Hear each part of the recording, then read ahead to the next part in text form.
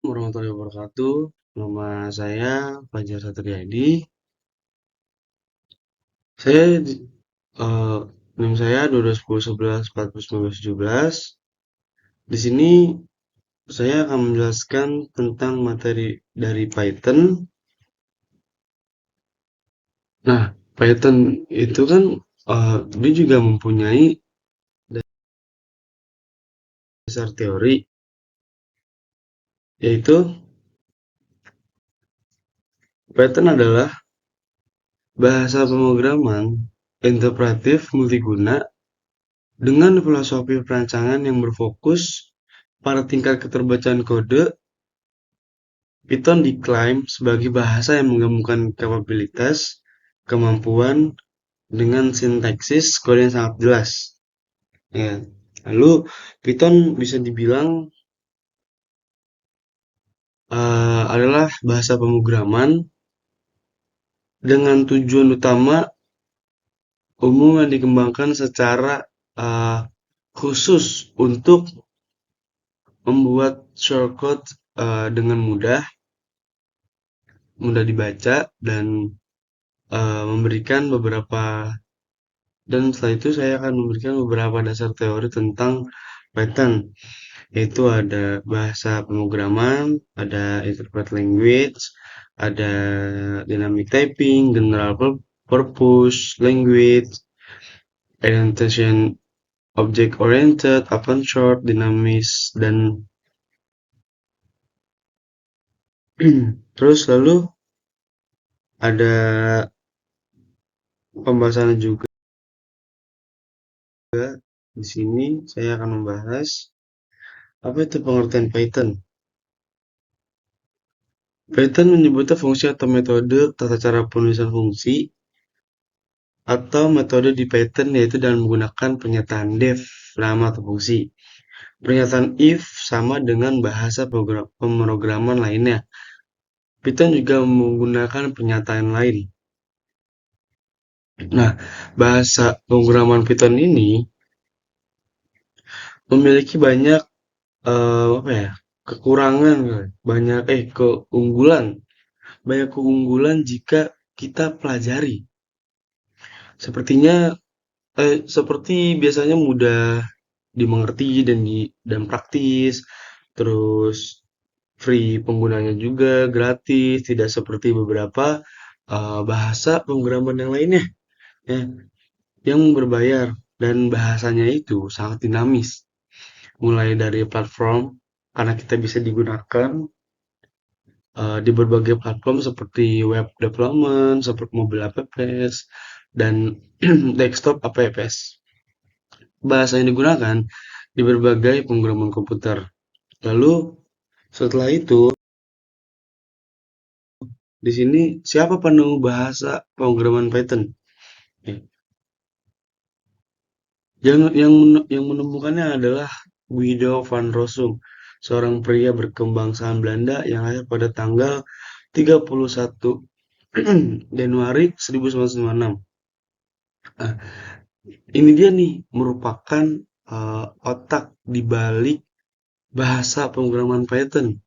Ya, dia mulai mengembangkan bahasa ini eh, sejak tahun 1989 di Centrum Wiskunde, dan akhirnya bahasa pemrograman ini Python secara resmi dirilis kepada publik pada tahun 1991. Ya. Lalu setelah itu ada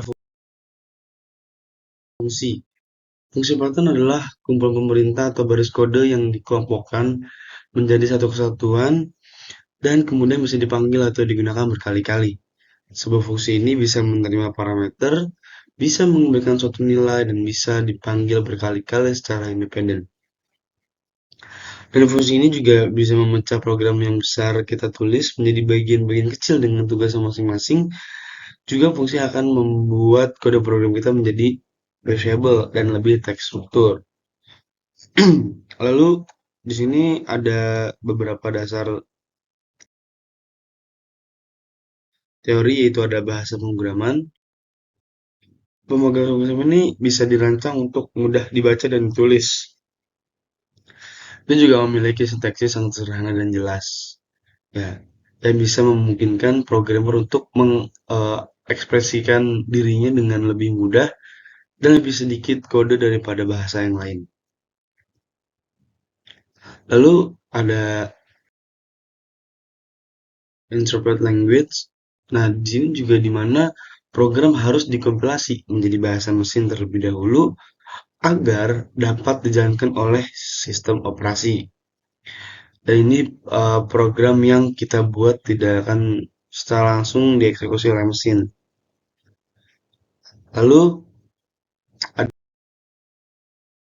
ada dynamic typing. Nah, bahasa ini memiliki pengetikan dinamis, berarti tidak perlu secara eksplisit mendeklarasikan tipe data untuk variabel. Tipe data ditentukan secara otomatis saat variabel diberikan nilai. Lalu ada general purpose language. Di sini bahasa pemrograman umum yang dapat digunakan untuk berbagai macam tugas termasuk pengembangan web, terus ilmu data, pengembangan perangkat lunak desktop, scripting, banyak lagi.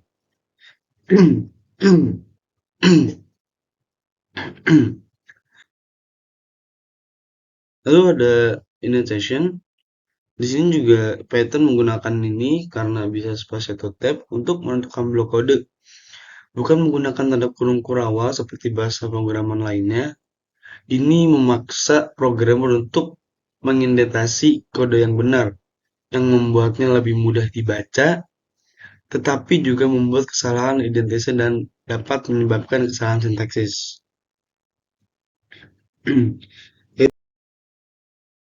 Itu ada object oriented.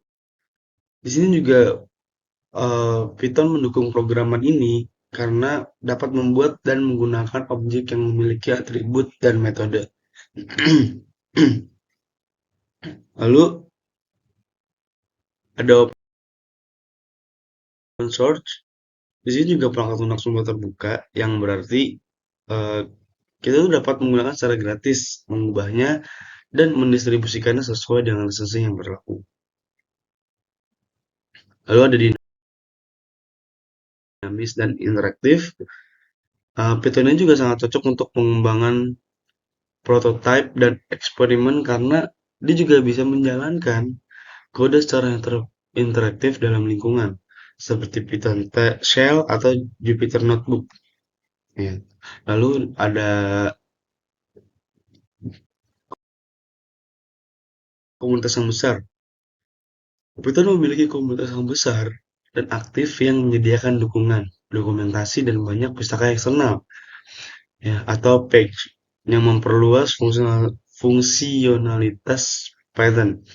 Lalu di sini ada kesimpulan. Setelah ini ada kesimpulan.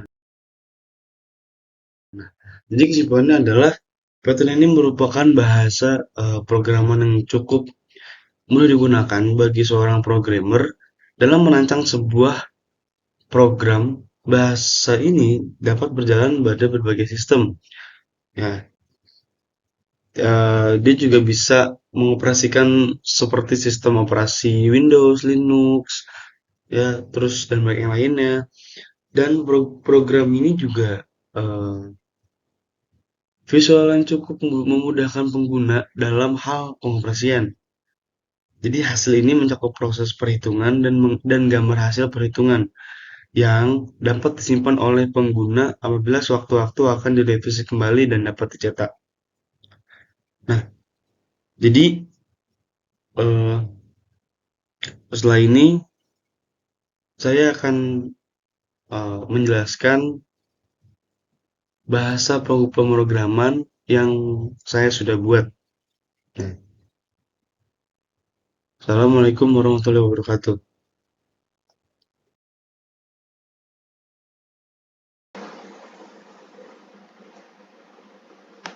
Halo, saya nih, jadi ini adalah program yang saya buat, yaitu Python, eh, contoh variabel string dan integer. Di sini saya membuat contoh eh, ada nama, usia, dan nama depan nama belakang. Itu nama contoh John Doe, John Doe. Nah, ini adalah contoh variabel string.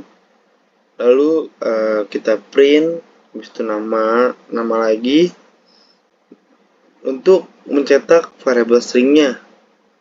Lalu ada usia, saya di sini ngasih usia 25, dan ini adalah contoh variabel integer. Terus kita print lagi usia.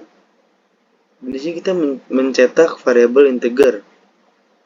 Ya, jadi ada 2. Lalu kita print and tanda ini digunakan untuk pindah baris.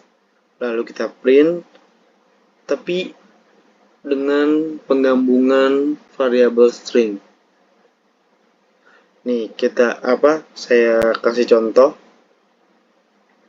yaitu nama depan Pandi, nama belakang Febrian. Kalau kita tambah nama depan nama belakang, kita memakai penggabungan variabel string, yaitu dengan tanda plus, ketik di atas 2, habis itu pas lagi usia 22, habis itu berenang, hobinya berenang.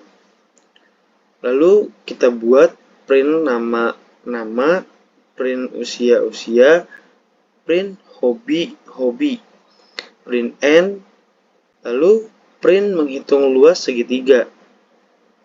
Nah, di sini juga kita bisa menghitung luasnya, luas dari segitiga.